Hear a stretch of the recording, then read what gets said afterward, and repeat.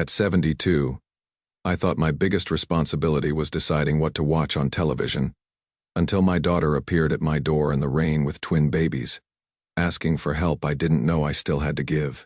If you have ever been to Portland, Oregon, you would know that rain isn't just weather here, it is a way of life. It taps on windows, seeps into clothes, and sometimes even into the soul. I live in a small apartment on the third floor of an old building where the windows overlook streets shimmering with the hazy glow of streetlights under the endless rain. At 72, I have grown accustomed to the sound of water against glass. The way it mirrors the steady rhythm of my retirement days that stretch before me, like an unfinished bridge spanning an uncertain distance. I am Aaron Blake, a retired civil engineer who spent 45 years building bridges across Oregon's rivers and valleys. My hands still bear the calluses from decades of handling blueprints and construction materials, though now they are more accustomed to turning the pages of engineering journals and adjusting the volume on my television. I am not the kind of person who talks much about himself. Honestly, I would rather spend all day reviewing old blueprints or watching documentaries about infrastructure than discuss what is going on in my head. But if I must, I want you to understand that my life, like the structures I once designed, is built on sturdy concrete pillars. Yet it is not without cracks that only I know about. My wife Margaret passed away 3 years ago after a brief battle with pancreatic cancer that moved through her body like water through fractured concrete, swift and merciless. She was 68 when she died, still young enough to have dreams about traveling to Ireland where her grandmother was born, and learning to paint watercolors of the Oregon coast. I kept her easel in our bedroom for 8 months after she was gone, her unfinished canvas of Mount Hood still clipped to it, waiting for brushstrokes that would never come. Sometimes I would stand in the doorway looking at that empty easel and feel the weight of all the conversations we would never have, all the sunsets we would never watch together from our small balcony overlooking the city. The silence in my apartment became something I had to learn to live with, like learning to walk with a permanent limp. 43 years of marriage don't just end. They echo through every room and routine. Margaret had a particular way of humming while she made breakfast. Always the same melody that I never identified, but that became the soundtrack of our mornings. She would stand at the stove in her blue terry cloth robe, her gray hair still tousled from sleep, stirring oatmeal and humming that tune that seemed to promise the day would be gentle. I still make 2 cups of coffee every morning out of habit, then pour the second one down the sink while whispering good morning to Margaret's photograph on the kitchen counter. It is a 5x7 frame that holds a picture from our 40th anniversary dinner at a small Italian restaurant downtown, where the owner knew our names and always saved us the corner table by the window.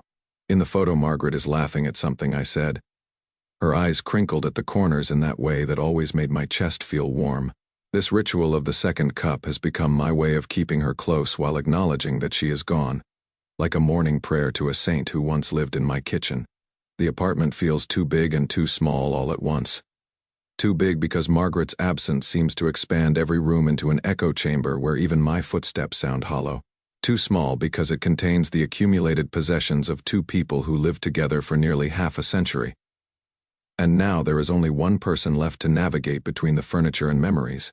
Her reading glasses still sit on the nightstand next to a half-finished crossword puzzle that will never be completed. Her coffee mug, the one with the faded image of a lighthouse that she bought during our anniversary trip to the Oregon coast, remains in the cupboard, though I cannot bring myself to use it or throw it away. My daughter Elise is 38 now, a former journalist who inherited her mother's fire and determination along with her stubborn streak that could be both endearing and exasperating. Where I see problems that need systematic solutions approached with engineering precision, Elise sees stories that need telling with passion and emotional truth. She has eyes that sparkle like they could light up a room even on the gloomiest Portland day, and a way of speaking that makes you feel like you are living inside one of her articles. Every detail carefully chosen for maximum impact. I was always proud of her career, even when it took her to places that made me worry. She covered stories about forgotten fishing communities along the Oregon coast where economic collapse had left towns that looked like abandoned movie sets.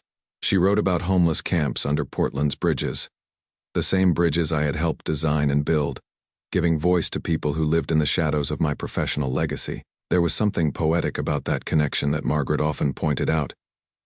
How our daughter chose to illuminate the human stories that existed in the spaces I had helped create. Elise married Ryan Whitaker 7 years ago, a smooth-talking advertising executive from Seattle, who swept into her life with expensive suits and grand promises that seemed too polished to be entirely genuine. I never liked Ryan much.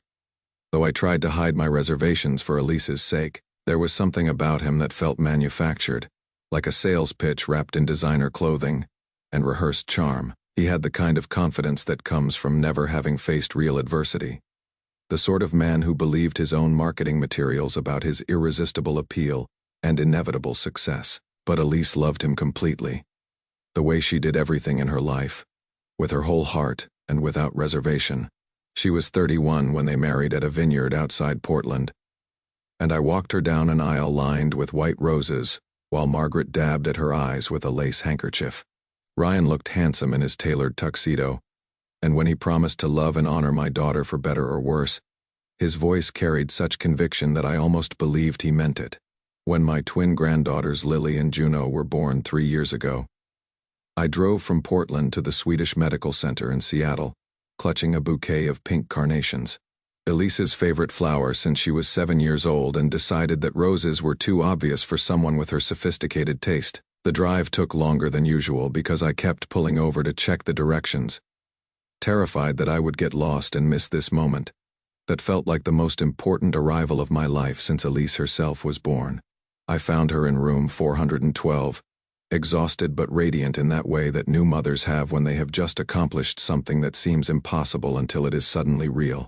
She was propped up against white pillows, her hair damp with perspiration but her eyes shining brighter than I had seen them in years. In her arms she held 2 tiny red-faced babies, each weighing barely 6 pounds but somehow containing entire universes of possibility. "Dad, look," she whispered, her voice thick with wonder and exhaustion. "Lily and Juno. They are perfect. Aren't they perfect?" I stood there in my worn cardigan and best khakis, feeling my heart expand in ways I hadn't experienced since Elise herself was placed in my arms 38 years earlier. Margaret had stayed home with a cold, insisting that hospitals were no place for someone with a compromised immune system.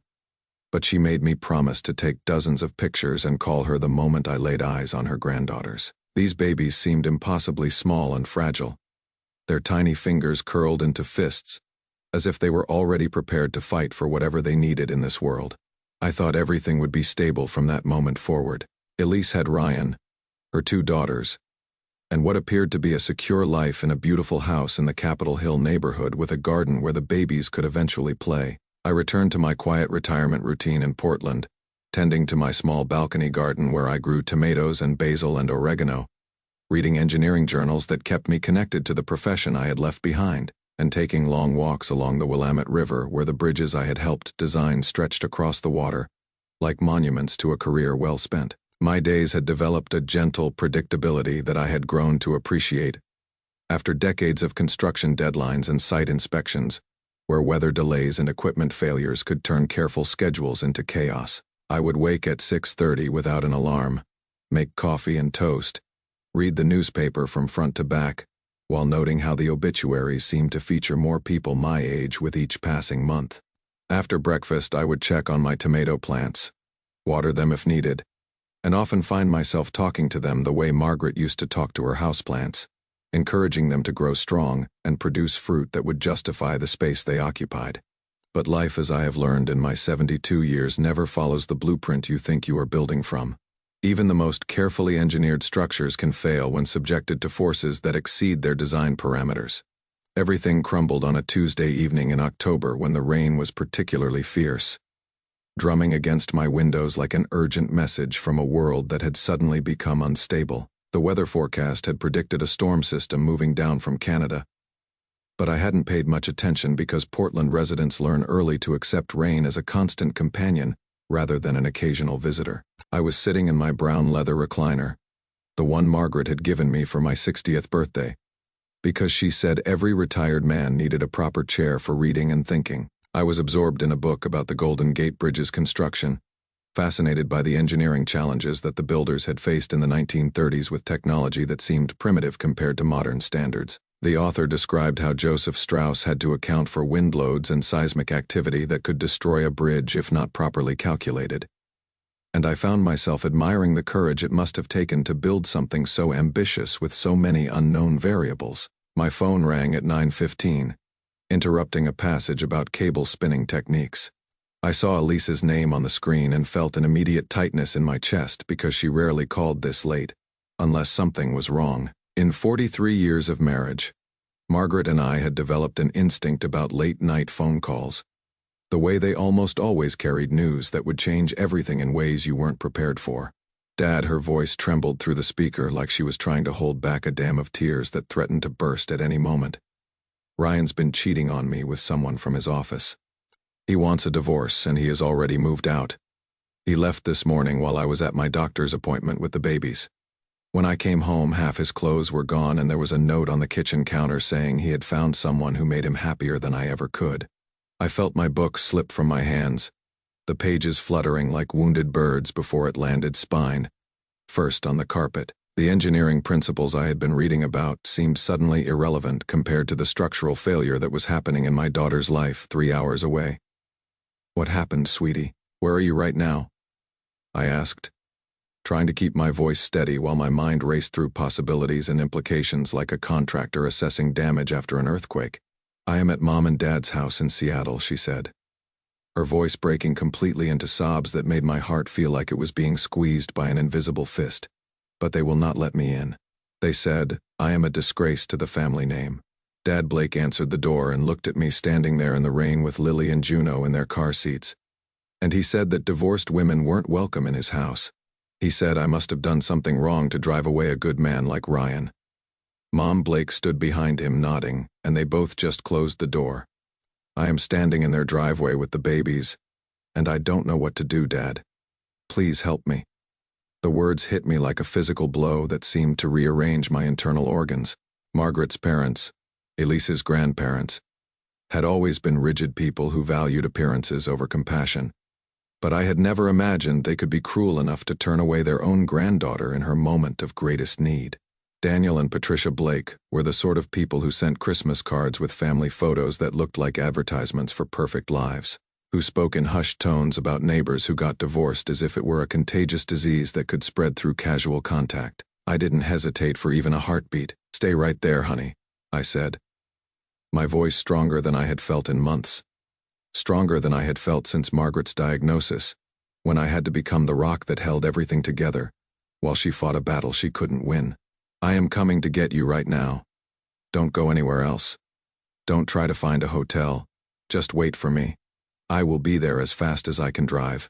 I grabbed my keys, my wallet, and an old rain jacket that still smelled faintly of Margaret's perfume, because she had borrowed it once during a sudden downpour when we were visiting the Japanese garden. The scent hit me like a memory as I pulled it on, and for a moment I could almost feel her presence encouraging me to do what needed to be done. This was what she would have wanted, what she would have insisted on if she were still alive to witness our daughter's crisis. The drive from Portland to Seattle normally takes 3.5 hours through a landscape of evergreen forests and rolling hills that Margaret always said reminded her of Ireland. But that night, with the rain pelting my windshield and my heart pounding with urgency, it felt like an eternity stretched across an impossible distance. Every mile marker seemed to mock my aging Honda's struggle against the wind and rain. I kept the radio off because I needed to think, needed to prepare myself for whatever I would find when I reached Seattle. My hands gripped the steering wheel with the same intensity I had once brought to reviewing structural calculations, as if the force of my concentration could somehow make the miles pass more quickly. I thought about Elise as a little girl, how she used to run to me when she scraped her knees playing in our backyard, trusting completely that I could fix whatever was broken with a bandage and a kiss. Now she was a grown woman with babies of her own, but she was still my little girl asking for help, and I was still her father who would drive through any storm to reach her. The rain seemed to intensify as I got closer to Seattle, as if the weather itself were conspiring to make this journey as difficult as possible. My windshield wipers struggled against sheets of water that reduced visibility to a few car lengths, forcing me to slow down when every instinct screamed at me to drive faster. I passed other cars pulled over at rest stops, their drivers apparently deciding that safety trumped urgency. But I couldn't stop.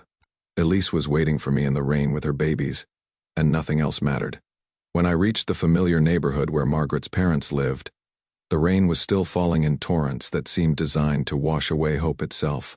The Blake house sat on a quiet street lined with mature oak trees, whose branches created a canopy that had always made the neighborhood feel sheltered and safe. Now those same trees seemed ominous, their shadows flickering under streetlights like fingers, reaching toward secrets they couldn't quite grasp. I saw Elise immediately, huddled under the small porch overhang that provided minimal protection from the driving rain. She was clutching Lily and Juno against her chest, the babies wrapped in blankets, but all three of them soaked through and shivering in the October cold. Elise's hair was plastered to her head, her thin jacket offering no protection against the storm that seemed determined to strip away every last bit of dignity from this terrible night. The car seat sat abandoned on the porch steps, too heavy for Elise to manage while holding both babies, evidence of her desperate attempt to seek shelter from people who should have opened their arms without question. I could see the outline of the Blake house through the rain, every window dark except for one upstairs bedroom where a faint light suggested that Margaret's parents were home, but choosing to ignore their granddaughter's plight. I parked my Honda as close to the porch as possible and ran to them as fast as my 72-year-old legs could carry me. Elise, she looked up at me with eyes that held all the pain of betrayal and abandonment, red, rimmed from crying and exhaustion. "Dad, I thought I had nowhere else to go," she whispered, her voice barely audible above the rain drumming on the porch roof. "I didn't know who else to call. Ryan's family lives in California, and they never liked me anyway. I was so stupid to think Grandma and Grandpa Blake would help. You always have somewhere to go with me," I told her, pulling her and the babies close against my chest, feeling their small bodies trembling with cold and fear. "You are my daughter, and these are my granddaughters. We are family, and family doesn't abandon each other no matter what happens." I looked toward the Blake house with anger building in my chest like steam in a pressure cooker. But this wasn't the time for confrontations. My priority was getting my family to safety and warmth. I helped them into my car, adjusting the heat to full blast and making sure the babies were secure in the makeshift seats I fashioned from cushions and seat belts. The Honda wasn't designed for car seats, but I managed to create something that would keep Lily and Juno safe for the journey back to Portland. Elise sat in the passenger seat staring out at the house where she had been turned away, her hands trembling not just from cold but from shock at how quickly her life had unraveled. As we pulled away from the Blake house, I saw a curtain twitch in that upstairs window. Someone watching our departure but not caring enough to come outside and see if their granddaughter was safe. The image burned itself into my memory like a brand, and I knew I would never forgive Margaret's parents for their cruelty. Margaret herself would have been horrified by their behavior, would have driven through worse weather than this to help Elise if the situation had been reversed. The drive back to Portland was quiet except for the occasional whimper from Lily or Juno, who seemed to sense that something momentous had happened, but were too young to understand the implications. I played an old Joni Mitchell album that Margaret had loved, letting the gentle music fill the space between us while Elise dozed fitfully against the window. Both sides now drifted through the speakers, and I found myself thinking about the lyrics about seeing clouds from both sides. How perspective changes everything but nothing changes the fundamental reality of what you are looking at. I kept glancing in the rearview mirror at the car seats where my granddaughters slept, their faces peaceful, despite the chaos that had brought them here. Lily had Margaret's nose, I realized, and Juno had Elise's stubborn chin that jutted out slightly, even in sleep. These babies had no idea that their father had abandoned them, that their great-grandparents had rejected them, that their entire world had shifted in the span of a single day. To them, this was just another car ride that would end with familiar voices and warm blankets. My small one-bedroom apartment had never seemed more inadequate than when I opened the door that night with my arms full of sleeping babies, and my heart full of determination to make this work somehow. Elise looked around the space that had been designed for one elderly man living alone, taking in the single bed, the small sofa that barely seated two people, the kitchenette with its narrow counters and limited storage. I saw reality hit her face like a cold wave. The understanding that there was barely enough room for me, let alone a young mother with twin babies who would need space to grow and play. But I would figure it out the same way I had solved every engineering problem I had ever faced, by breaking it down into manageable components. and addressing each one systematically. The immediate need was warmth and safety, and I could provide both even if the accommodations weren't ideal. Everything else could be adjusted as we learned what we were dealing with. I made up the sofa for Elise with my softest blankets and my spare pillow, then created a makeshift nursery in the corner of my bedroom, using dresser drawers lined with towels and small blankets for Lily and Juno to sleep in. It wasn't ideal, but it was warm and dry and filled with love, which seemed more important than perfect furniture designed specifically for babies. Margaret had always said that love was the most important ingredient in any home, that everything else was just decoration. As I tucked the babies into their temporary beds, I felt a strange mixture of exhaustion and purpose that I hadn't experienced since Margaret's final days, when I had focused all my energy on making her comfortable and keeping our household functioning. Despite the chaos of terminal illness, these babies were so small and vulnerable, completely dependent on the adults around them to provide safety and stability. Looking down at their peaceful faces, I made a silent promise that they would never again experience the rejection they had faced tonight. The next morning, I woke to sounds I hadn't heard in my apartment for 3 years. The crying of babies and the soft murmur of a young mother trying to comfort them. Elise was sitting on the sofa looking lost and overwhelmed, still wearing yesterday's damp clothes because she hadn't thought to pack anything when Ryan's betrayal sent her fleeing to her grandparents' house. Her hair was tangled and her eyes were puffy from crying and exhaustion, but she was holding Lily against her shoulder and gently bouncing her while Juno lay on the couch cushions kicking her tiny legs.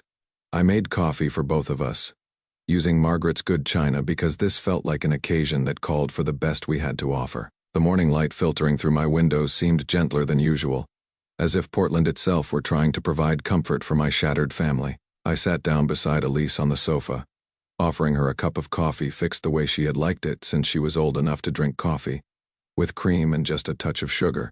"Dad, I don't know how to do this," she said finally, her voice small and uncertain in a way that reminded me of the little girl who used to wake me up during thunderstorms because she was afraid the house might blow away. I have never been alone with the babies for more than a few hours. Ryan always handled the night feedings and diaper changes when he got home from work, and I had my writing deadlines to meet. Now I have no job, no house, no husband, and 2 babies who depend on me completely. How do people survive this? One day at a time, I told her, repeating words Margaret had said to me during my darkest moments after her diagnosis, when the future seemed impossible to navigate. "We will figure it out together. You are not alone in this, Elise. I am here and I am not going anywhere. I have got nowhere else I would rather be and nothing else I would rather be doing than helping you and these babies build a new life." But even as I said those reassuring words, I was calculating in my head like an engineer assessing a project that had just doubled in scope and complexity. My retirement pension was adequate for one person living simply, but supporting 4 people, including 2 babies who would need an endless supply of diapers, formula, clothes, and medical care, represented a financial challenge I hadn't anticipated. The apartment that felt cozy for a widower felt cramped for a family of 4. Everything would need to be recalculated and redesigned. The first few weeks were like learning to navigate without a compass through territory that changed every day. My carefully ordered retirement routine dissolved into chaos, punctuated by feeding schedules every 3 hours. Diaper changes that seemed to occur every time I sat down to rest, and the constant need to comfort crying babies who couldn't communicate what they needed beyond the volume and persistence of their wails. I hadn't been responsible for an infant since Elise was born 38 years ago, and I had forgotten how completely helpless newborns could make a competent adult feel. Everything they needed had to be anticipated and provided by someone else. They couldn't wait while you finished reading a newspaper article or completed a phone call. When they were hungry or uncomfortable, the entire world had to stop and address their needs immediately. But slowly we found our rhythm the way any construction crew learns to work together efficiently. I would wake at 5:30 to prepare bottles while Elise caught a few precious hours of sleep on the sofa. She would handle the morning feeding while I showered and dressed. Then we would tag team the diaper duty that seemed to dominate our days. I discovered that my engineering precision was actually useful for mixing formula to the exact proportions and organizing baby supplies, so that everything we needed was always within arm's reach. Elise began to show signs of emerging from the shock that had left her moving through the first days like someone walking underwater. She started talking about Ryan's betrayal, how she had missed or ignored the signs of his affair, how he had grown distant over the past year while she was absorbed in caring for the babies. He would come home late from work with excuses about important meetings and client dinners that now seemed obviously fabricated. He had started working weekends and taking business trips that required no follow-up phone calls or reports. The pain in Elise's voice when she talked about Ryan made me want to drive to Seattle and have a conversation with him that wouldn't be gentle or civilized, but I kept my anger to myself and focused on what my daughter needed, which was stability and support rather than more conflict. Margaret had always been better at the emotional conversations that required patience and intuition rather than problem-solving. But I was learning to listen without trying to fix everything immediately. Ryan had simply announced one morning that he was leaving, that he had found someone who made him feel young and excited about life again. He had claimed that being a father felt like wearing a suit that didn't fit, that the responsibilities of marriage and parenthood had trapped him in a life he would never really wanted. He had packed his clothes while Elise was at a pediatrician appointment with Lily and Juno, leaving behind a note that read like a resignation letter from a job he had grown tired of performing. My small apartment began to overflow with baby equipment that seemed to multiply overnight, like some sort of domestic invasion. Bottles and sippy cups covered every surface in the kitchen. Diapers and baby clothes created small mountains in the living room that had to be navigated carefully to avoid avalanches. My neat bookshelves became storage for formula and baby food, and my dining table disappeared under piles of tiny clothing that needed constant washing. The sounds of my quiet retirement, the ticking clock and distant traffic that had provided a peaceful soundtrack to my days, were replaced by the symphony of infant life, crying and cooing at all hours. The gentle hum of the baby monitor that let me know when someone needed attention.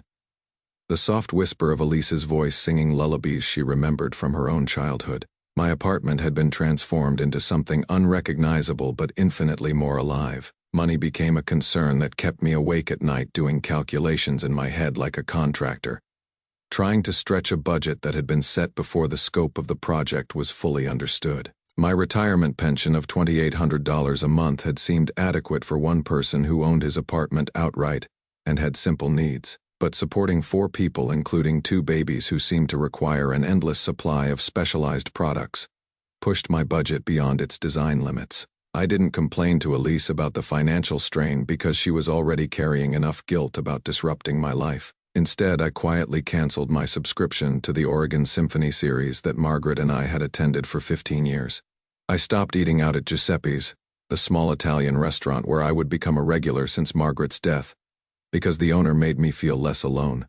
I began shopping at discount stores where the fluorescent lights made everything look slightly desperate, but the prices allowed me to stretch each dollar further. These were small sacrifices compared to what Elise was going through, but they reminded me daily how completely my life had changed. I had expected retirement to be about reducing responsibilities, not multiplying them exponentially, but watching Lily and Juno discover their own fingers and toes, seeing their first smiles that weren't just gas bubbles, hearing their attempts at communication that would eventually become words, I couldn't regret the choices that had brought them here. 3 months after Elise and the babies arrived, I realized we needed a bigger place if we were going to make this arrangement work long term. The apartment that had seemed cozy for a widower felt claustrophobic for a family of 4 who were all adjusting to completely new roles. Lily and Juno were becoming more active, rolling over and reaching for everything within their range, and they needed space to safely explore their expanding world. I started looking at 2-bedroom apartments in my building, but the rent increases were substantial and would strain my budget beyond the breaking point. Portland had become an expensive city even for long-time residents, and my fixed income couldn't stretch to cover the higher costs without sacrificing other necessities like food and healthcare that weren't optional at my age. That is when I made a decision that surprised even me. I contacted my old employer, Morrison Engineering, and asked if they needed any part-time consulting work from someone with my experience. At 72, I wasn't eager to return to the world of construction schedules and site inspections, but my family needed stability, and I was the only one in a position to provide it financially. Tom Morrison, who had been my supervisor for the last 10 years before I retired, was happy to hear from me. "We need someone with your experience on a bridge renovation project." "Aaron," he said, his voice warm with genuine enthusiasm. It is part-time, mostly reviewing plans and making site visits to ensure the work meets specifications. Perfect for someone who knows bridges inside and out but doesn't want to work full-time anymore. Suddenly, I found myself back in hard hats and safety vests, reviewing structural plans I thought I had never see again. The work was physically demanding in ways I had forgotten during 3 years of retirement. After 45 years in engineering, my body had grown accustomed to the comfort of gardening and reading, rather than climbing scaffold stairs and walking construction sites where every step had to be carefully placed. Standing on job sites for hours analyzing structural integrity, strained muscles I hadn't used since retirement. My back ached in the evenings and my knees protested when I climbed the stairs to my apartment. But the paycheck allowed us to move to a larger place where Lily and Juno could have their own room, and Elise could have some privacy for the first time since her world collapsed. Elise watched me return to work with gratitude and guilt in equal measure, emotions that seemed to war across her face every morning when I put on my work clothes and grabbed my thermos of coffee. "Dad, you shouldn't have to do this," she said one evening as I rubbed my aching back after a long day inspecting a bridge foundation on the Columbia River. "You have already given us so much. You should be enjoying your retirement, not working to support my mistakes." "I am 72. Not dead," I replied, though some mornings I felt every one of those years in my joints, and the extra effort it took to remember details that had once been automatic. Besides, it feels good to be useful again. Margaret always said I was too young to retire anyway. She thought I would get bored sitting around the apartment reading the same engineering journals over and over. The truth was more complicated than I let on. The work was hard on my aging body, but it also gave me a sense of purpose that had been missing since Margaret's death. For 3 years I had been drifting through retirement without clear goals or meaningful challenges. Now I had a reason to get up each morning that went beyond my own comfort and convenience. I was building something again, not bridges this time, but a foundation for my family's future. As the months passed, Elise began to find her footing as a single mother in ways that reminded me of watching a building take shape from foundation to completion. She applied for freelance writing jobs that she could do from home, while watching Lily and Juno, starting with small assignments that paid modest amounts but gave her back some sense of professional identity that had been lost in the chaos of Ryan's abandonment.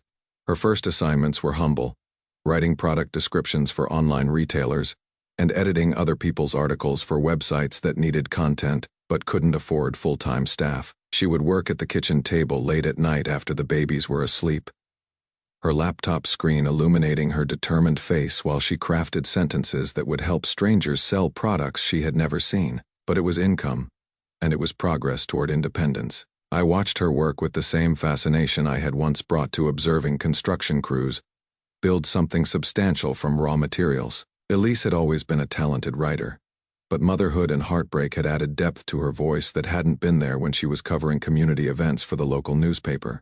Her articles began to carry an emotional weight that editors noticed, an authenticity that came from experience rather than observation. One evening she showed me a piece she had written about single motherhood, about the shame and fear that came with having your marriage fail publicly, about the challenge of rebuilding your identity when everything you thought you knew about yourself had been stripped away.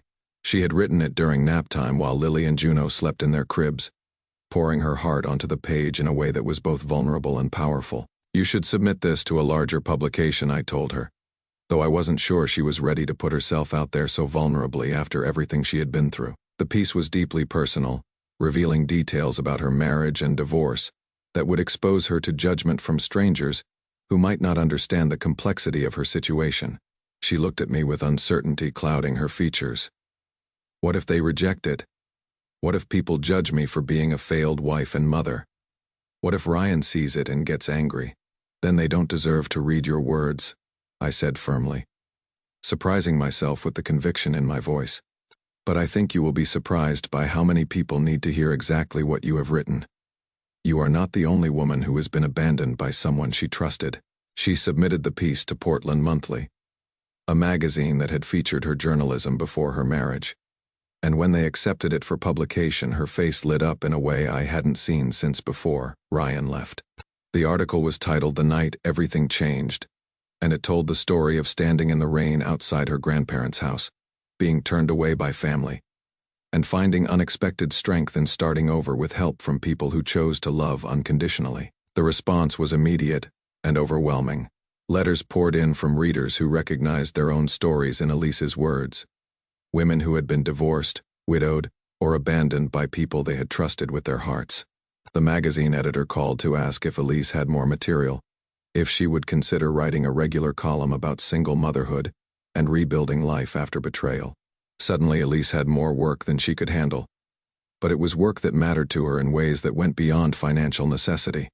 Her column called Starting Over became one of Portland Monthly's most popular features, generating discussion both online and in coffee shops around the city. She wrote about the practical challenges of single parenting, the emotional journey of healing from betrayal, and the unexpected moments of joy that came from building a new life from scratch.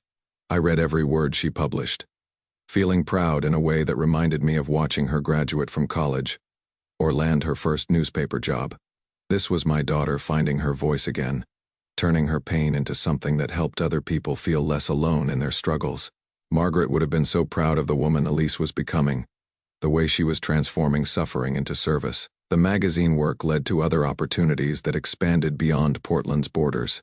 Elise was invited to speak at local events about women's empowerment and single parenting, sharing her story with audiences who hung on every word. Her first speaking engagement was at a community center in Southeast Portland, and I sat in the back row holding Lily and Juno, who were now walking toddlers with curious eyes and infectious giggles, watching Elise stand at that podium, sharing her story with confidence and compassion. I felt something shift inside me that had nothing to do with pride and everything to do with recognition. This wasn't just about surviving anymore. We were thriving. We had built something together, a family that worked despite not fitting any traditional model, or maybe because of it. The speaking engagements multiplied as word spread about Elise's ability to connect with audiences on both intellectual and emotional levels. She was invited to conferences, women's groups, and university campuses to talk about resilience and reinvention. Her message resonated because it was authentic, born from real experience rather than theoretical knowledge about overcoming adversity. During one of her talks at Portland State University, she said something that stayed with me long after we drove home. My father didn't just give me a place to live when I needed it. He showed me that love isn't just feeling, it is action. It is getting in your car at midnight to drive 3 hours in the rain. It is going back to work at 72 because your family needs stability. It is changing diapers and reading bedtime stories, even when you are exhausted, because that is what love looks like in real life. I had to step outside during that part of her speech because my eyes were watering, and I didn't want the audience to see an old man crying. But they were tears of pride, not sadness. This woman who had been broken and lost 18 months earlier was now helping other people find their way through similar darkness. And I had played a small part in making that possible. A book publisher approached Elise after one of her conference presentations. They wanted her to expand her story into a full memoir, to reach an even wider audience of women who needed to hear that survival was possible. That starting over wasn't the end of the story, but potentially the beginning of something better. The advance they offered was substantial enough to provide real financial security for our family. Writing the book became Elise's primary focus for the next year. She worked on it during nap time, in the early morning hours before Lily and Juno woke up, and late at night after they were asleep. I helped by watching the girls when she needed uninterrupted writing time, and by reading draft chapters to offer feedback from the perspective of someone who had lived through the story with her. The book, titled When the Rain Stops, was published on a Tuesday in April. I drove Elise to her first book signing at Powell's Books in downtown Portland, parking my Honda between much fancier cars and feeling nervous in a way I hadn't experienced since my wedding day. This felt like such a momentous occasion, and I wanted everything to go perfectly for her. Powell's was packed beyond capacity that evening. Women of all ages filled every chair and lined the walls, many of them holding well-worn copies of Portland Monthly, where Elise's columns had appeared. Some had brought friends, daughters, or mothers, creating an atmosphere of shared experience and mutual support that reminded me of church gatherings where people came together around common faith. Elise read a passage from the book about the night I picked her up in Seattle, about how sometimes salvation comes in the form of an old man in a Honda who doesn't ask questions, just opens his arms and says, "You always have a home with me." I sat in the front row holding Lily and Juno, trying not to cry again as the audience hung on every word she spoke with such grace and authenticity. During the question and answer session, a young woman in her 20s raised her hand. She stood up with tears streaming down her face and said, "My husband left me last month when I was 6 months pregnant. My family disowned me because they said I must have done something wrong to drive him away. I have been sleeping in my car and I thought about giving up completely. But your story gives me hope that maybe I can build something new too." Elise walked down from the podium and hugged that young woman right there in front of everyone, giving her the phone number for a local shelter and promising to stay in touch. That is when I knew the book wasn't just about our family's story anymore. It had become something larger, a lifeline for people drowning in their own storms. The book became a bestseller within 6 months, reaching audiences far beyond Portland. Elise was invited to appear on national television shows, to speak at major conferences, and to write articles for prestigious magazines. Suddenly, our quiet life was interrupted by phone calls from New York publishers and Hollywood producers, interested in turning her story into a movie. All of this success felt surreal to me. I was still working part-time construction projects, still getting up early to make coffee and help with the morning routine, before Elise's increasingly busy schedule took over. Lily and Juno, now 3 years old, had no idea their mother was famous. To them, she was just Mama who read bedtime stories and made pancakes on Sunday mornings shaped like butterflies, because that is what they requested. The financial pressure that had driven me back to work was no longer a concern. Elise's book royalties and speaking fees provided more than enough security for our family, allowing us to think about the future in ways that went beyond simple survival. She insisted on buying a house with a yard where Lily and Juno could play safely, somewhere with enough space for all of us to have privacy while still being together. We found a modest 2-story house in the Woodstock neighborhood, with good schools and a small garden where I could grow tomatoes again. For the first time in 4 years, Lily and Juno had their own bedrooms decorated with murals of butterflies and rainbows that Elise painted herself during their naps. I had a workshop in the basement where I could tinker with small construction projects as a hobby rather than financial necessity. But success brought new challenges I hadn't anticipated. Elise's schedule became increasingly demanding, with book tours and speaking engagements that sometimes kept her away for weeks at a time. I became the primary caregiver for Lily and Juno during these periods, which at 75 was more tiring than I cared to admit, even to myself. The girls had grown attached to their daily routine with Grandpa Aaron, as they had started calling me when they began talking. I walked them to preschool every morning, holding their small hands as we navigated sidewalks that seemed designed for people with longer legs and steadier balance. I picked them up in the afternoon and supervised their playtime in the backyard, where they had built an elaborate fairy garden using rocks and flowers and their own limitless imagination. They called me Papa and seemed to accept without question that our family worked differently than their friends' families.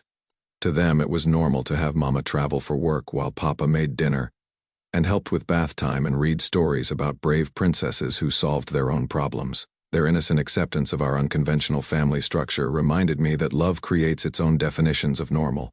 One evening, while Elise was in Chicago for a women's conference, Lily asked me why she didn't have a daddy like her friend Emma at preschool. Juno, always the more sensitive of the twins, added, "But we have Papa, and that is better than Emma's daddy, because he never yells, and he makes pancakes shaped like animals." Their matter-of-fact assessment of our situation made me realize that children adapt to whatever love looks like in their particular circumstances. When Elise returned from her travels, she was always exhausted but energized by the connections she had made with readers and audiences who found hope in her story. She would sit at the kitchen table with Lily and Juno, listening to their chatter about preschool adventures and playground politics, grounding herself again in the daily reality of motherhood that remained her most important role despite her public success. Sometimes I watched her during these reunions and saw flashes of the lost young woman who had stood on my doorstep in the rain 5 years earlier. The success hadn't erased the trauma of Ryan's abandonment, or the pain of being rejected by her grandparents. It had simply given her a platform to transform that pain into purpose, turning her wounds into wisdom that could help other people heal. The book's success also brought unwanted attention from Ryan, who had apparently been following Elise's career from a distance like a predator, watching potential prey. He reached out through her publisher, asking to meet with her and the girls, claiming he had undergone therapy and wanted to make amends for his past behavior. His letter arrived on a Thursday morning while I was helping Lily and Juno build a blanket fort in the living room. Elise showed me his letter, her hands shaking with anger and uncertainty as she read aloud his carefully crafted words. He says he has changed, Dad. He wants to be part of Lily and Juno's lives now that they are old enough to be interesting. He mentions my success and says he is proud of what I have accomplished. What do you think I should do? I read the letter carefully, noting the polished language that sounded more like a business proposal than a heartfelt apology. He didn't mention love or regret in any specific terms, only his desire to establish a relationship with his daughters, and his admiration for what Elise had accomplished professionally. The timing seemed suspicious, coinciding perfectly with her newfound fame and financial success. He left when they were babies, I reminded her gently, trying to keep my voice neutral while rage built in my chest like steam in a pressure cooker. He missed their first words, their first steps, their first days of preschool. Now that you are successful and they are old enough to be interesting to him, suddenly, he wants to be a father.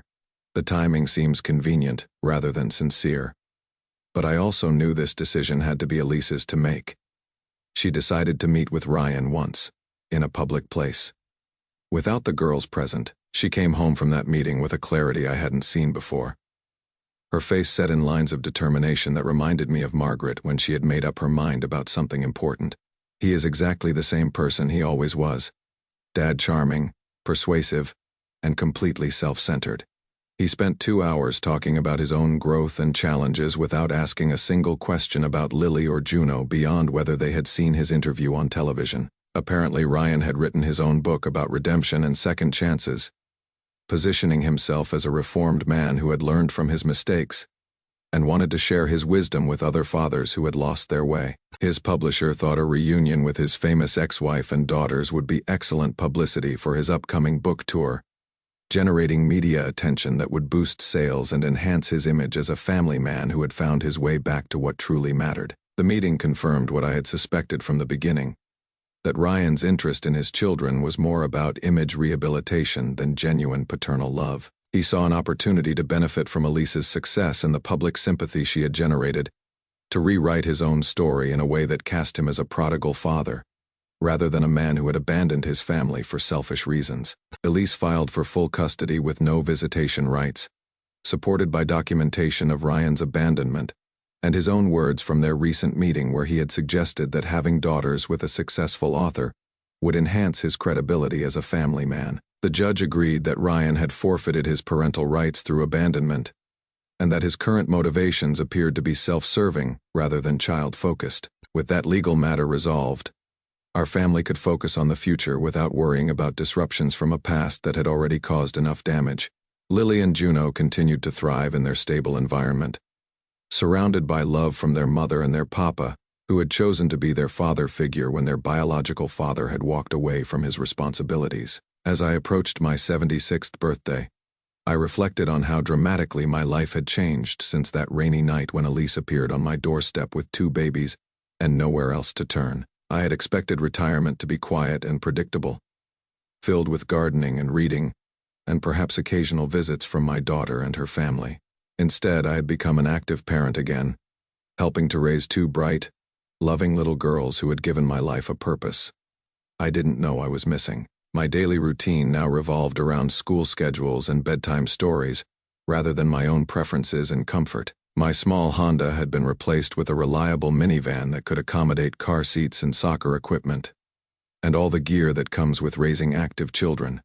My conversations were more likely to be about playground politics and preschool art projects than bridge engineering or world events, and I wouldn't trade any of it for the peaceful retirement I had originally planned. Margaret's photograph still sits on my nightstand, but now it is surrounded by drawings that Lily and Juno have made for Papa, colorful pictures of our family standing in front of our house, with everyone smiling under Portland's cloudy sky. Sometimes I tell Margaret about our days, about the funny things the girls said or did, about Elise's latest speaking engagement or writing project. I think she would be proud of the family we have become, How love found a way to create something beautiful from the broken pieces of conventional expectations.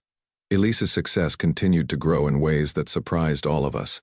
Her second book, about the process of rebuilding identity after profound loss, became an even bigger bestseller than the first. She was invited to speak at international conferences about resilience and reinvention, sharing our family's story with audiences who found hope in her message, that starting over wasn't the end of the world but potentially the beginning of something better. Her story was adapted into a television movie that portrayed our family's journey with surprising accuracy and sensitivity.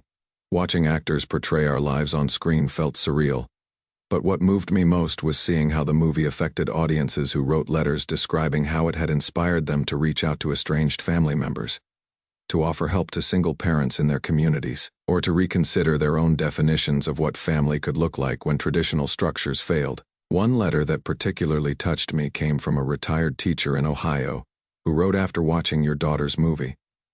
I called my nephew who has been struggling since his divorce. I offered to help with childcare while he gets back on his feet. I realized I have been waiting for someone to ask for help when I should have been offering it. Sometimes the most important thing we can do is simply show up when people need us most. That letter captured something essential about what I had learned from this unexpected chapter of my life. Love isn't passive or convenient. It requires action, sacrifice, and the willingness to completely rearrange your plans when someone you care about needs you. Margaret had shown me this during her illness when she fought with grace and dignity, and I had tried to pass it on to Elise and the girls through my own small acts of devotion. As Lily and Juno grew older, their personalities became more distinct and delightful. Lily was bold and outgoing, the natural leader who organized neighborhood games and wasn't afraid to speak up when something seemed unfair. She had opinions about everything from what we should have for dinner to whether the mayor was doing a good job managing the city's problems. Juno was thoughtful and creative, the one who noticed when someone seemed sad and always had a gentle word or a carefully drawn picture to offer comfort.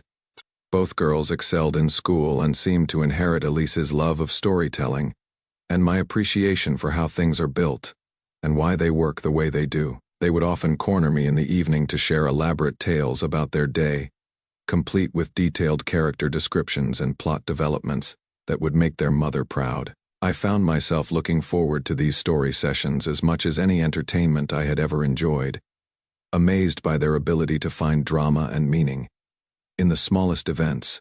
My relationship with Lily and Juno was different from what I had had with Elise when she was small.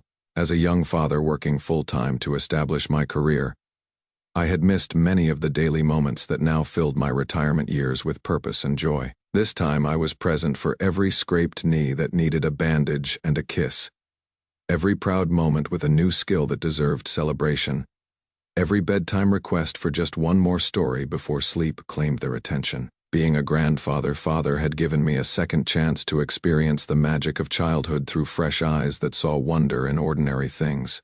When Lily learned to ride a bicycle without training wheels, I was there to run alongside her and catch her when she wobbled. When Juno discovered that she could make music by blowing across the tops of bottles filled with different amounts of water, I was there to appreciate her concert and help her understand the science behind the sounds.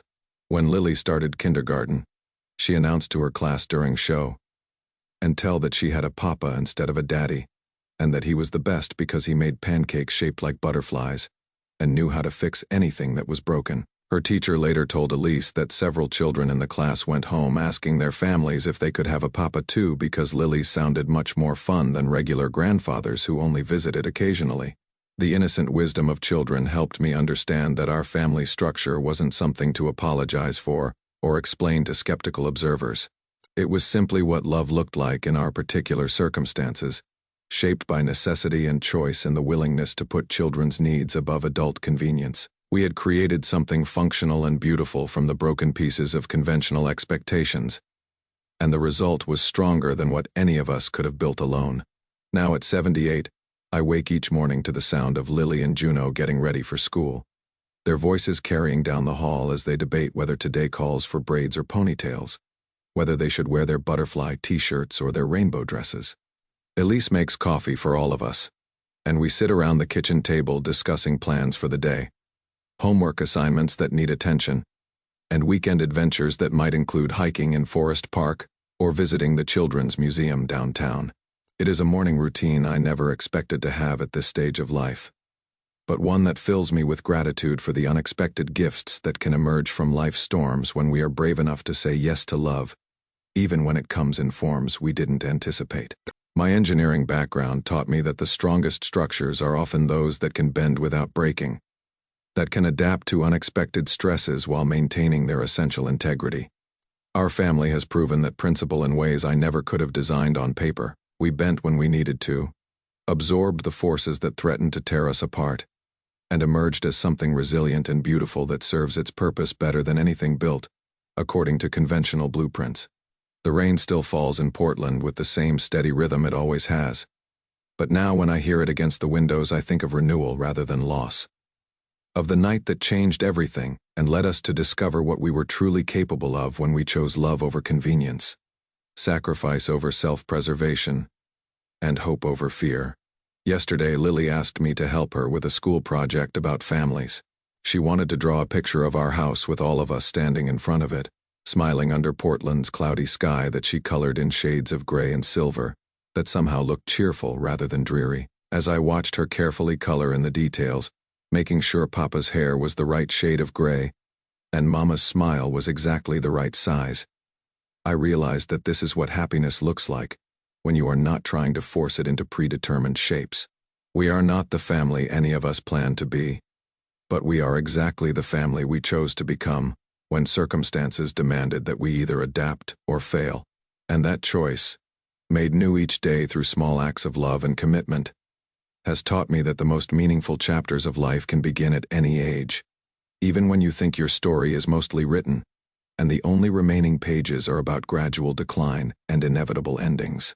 Sometimes the most important thing you can do is simply leave your door unlocked for the people who need you, and be ready to build something beautiful from whatever storms life brings to your threshold. Love multiplies when you share it, and purpose grows stronger when it is rooted in service to others who cannot yet stand on their own. At 78, I am finally beginning to understand what Margaret meant when she said that the best years of our lives might be the ones we never saw coming.